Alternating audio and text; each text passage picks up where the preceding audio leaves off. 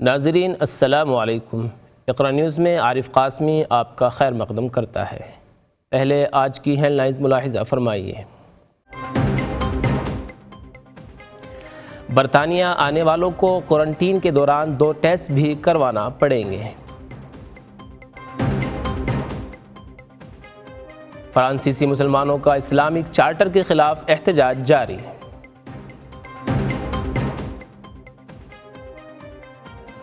16 سالہ بیٹے کی لاش مانگنے کی پاداش میں سوگوار کشمیری باپ انسداد دہشت گردی کیس میں گرفتار۔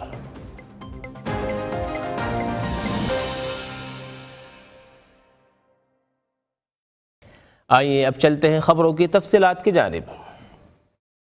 برطانیہ آنے والے تمام مسافروں کو 10 دن کے لیے اپنے آپ کو کوارنٹائن ہی نہیں کرنا پڑے گا، بلکہ آمد کے دوسرے اور 8ویں دن 2 کورونا ٹیسٹ بھی کروانے پڑیں گے، خواہ وہ کسی ہوٹل میں رکے ہو یا کسی کے گھر پر۔ یہ نئی پابندی اس کے ساتھ ساتھ ہے کہ برطانیہ میں داخلے سے پہلے انہیں اس بات کا ثبوت بھی دینا پڑتا ہے کہ انہیں کورونا نہیں ہے۔ We're setting up a new system of hotel quarantine for UK and Irish residents who've been in red list countries in the last 10 days.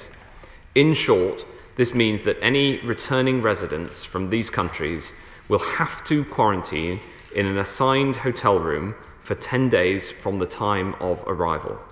Before they travel, they'll have to book through an online platform and pay for a quarantine package costing £1,750 for an individual travelling alone, which includes the hotel, transport and testing. This booking system will go live on Thursday, when we'll also publish the full detailed guidance. Passengers will only be able to enter the UK through a small number of ports that currently account for the vast majority of passenger arrivals. From Monday, all international arrivals, whether under home quarantine or hotel quarantine, will be required by law to take further PCR tests on day 2 and day 8 of that quarantine. Passengers will have to book these tests through our online portal before they travel. Anyone planning to travel to the UK from Monday needs to book these tests, and the online portal will go live on Thursday. غیر مسلمانوں پر جاری چینی مظالم کو روکنے کے لیے Cambridge university کے طالب علموں نے ایک کھلے خط میں برطانوی ارکان پارلیمنٹ سے نسل کشی ترمیمی بل کے حق میں ووٹ دینے کا مطالبہ کیا ہے۔ یہ کھلا خط انٹرنیٹ پر شائع کیا گیا ہے اور برطانیہ بھر کے طلباء سے اس پر دستخط کرنے کی اپیل بھی کی گئی ہے۔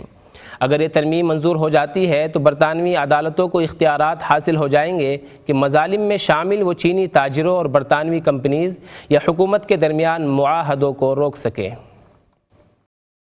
فرانسیسی مسلمانوں کا اسلامک چارٹر کے خلاف احتجاج جاری ہے۔ ترک خبر رساں ادارے انادولو کے مطابق یہ چارٹر صدر میکرون کی حکومت نے تیار کیا تھا اور French council of the Muslim faith کے ارکان نے دستخط کر کے اس کی تائید کی تھی۔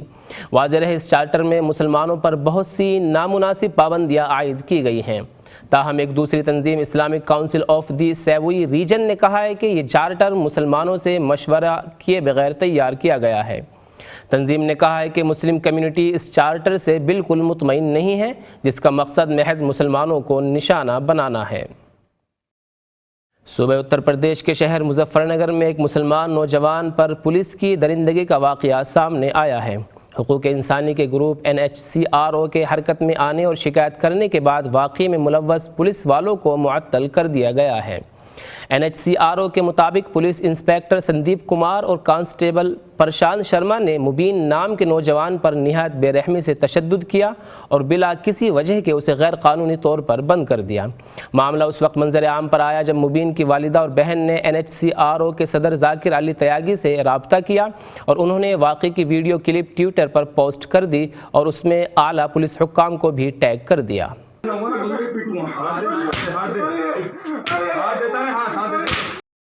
ہندوستان کے زیر انتظام کشمیر میں 8 افراد کے خلاف مبینہ غیر قانونی سرگرمیوں کے الزام میں انسداد دہشت گردی کا مقدمہ درج کیا گیا ہے۔ ان میں مشتاق وانی نام کا ایک ایسا شخص شامل ہے جس کے بیٹے اطہر مشتاق کو 30 دسمبر کو جعلی پولیس انکاؤنٹر میں شہید کر دیا گیا تھا۔ 40 سالہ مشتاق وانی پولیس سے اپنے 16 سالہ بیٹے کی لاش دیے جانے اور اس پر لگائے گئے الزام کے ثبوت کا مطالبہ کر رہے تھے۔ گرفتار کیے جانے سے پہلے ایک مقامی اخبار سے بات کرتے ہوئے مشتاق وانی نے بتایا تھا کہ دیگر 7 افراد میں مقامی مسجد کے ایک پیش امام اور ان کے 2 بھائی شامل ہیں۔ انہوں نے مزید کہا کہ پولیس نے انہیں دھمکی دی تھی کہ وہ اپنے بیٹے کی شہادت کے بارے میں میڈیا سے بات کرنا بند کر دے۔ وزیر اعظم عمران خان نے کہا ہے کہ پاکستان کو ریاست مدینہ کی طرز پر اسلامی فلاحی ریاست بنانے کے لیے کوشاں ہے۔ بدعنوانی ملک کے لیے سب سے بڑا کینسر ہے۔ قانون کی بالادستی کے بغیر کوئی معاشرہ ترقی نہیں کر سکتا۔ پیر کے روز علماء مشائخ کانفرنس سے خطاب کرتے ہوئے وزیر اعظم نے کہا، یہ میرا ایمان ہے کہ جو مدینہ کی ریاست تھی، کیونکہ وہ نبی صلی اللہ علیہ وسلم کی سنت تھی، کیونکہ وہ انہوں نے بنائی تھی، اور قرآن میں اللہ نے ہمیں حکم دیا تھا کہ ان کی سنت پہ چلو، تو یہ میرا ایمان ہے کہ جو بھی اس ریاست کے اصولوں پہ چلے گا اللہ اس قوم کو اٹھا دے گا، اور وہ قوم اگر مسلمان نہ بھی ہو تو اللہ اس قوم کو اٹھا دے گا اگر ان اصولوں پہ چل گئی وہ قوم۔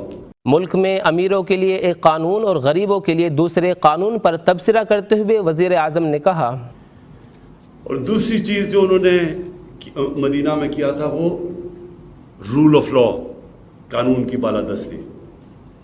قانون کی بالادستی یہ کبھی بھی آج تک، میں آپ سارے علماء اور مشائخ کے سامنے کہنا چاہتا ہوں کہ کبھی بھی آج تک کوئی دنیا کا معاشرے نے ترقی کی نہیں جدھر قانون کی بالادستی نہیں ہوئی۔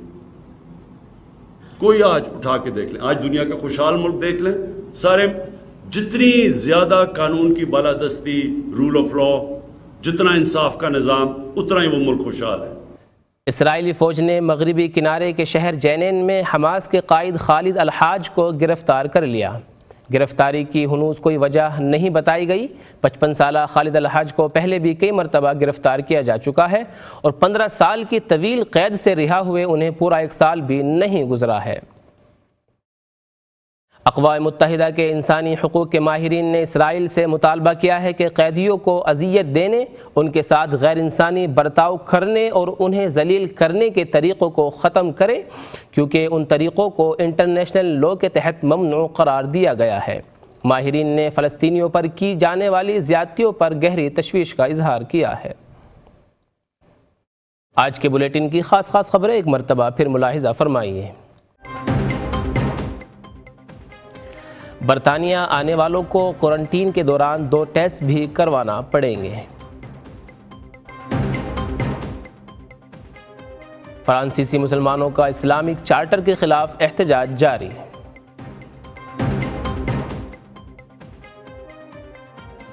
سولہ سالہ بیٹے کی لاش مانگنے کی پاداش میں سوگوار کشمیری باپ انسداد دہشت گردی کیس میں گرفتار۔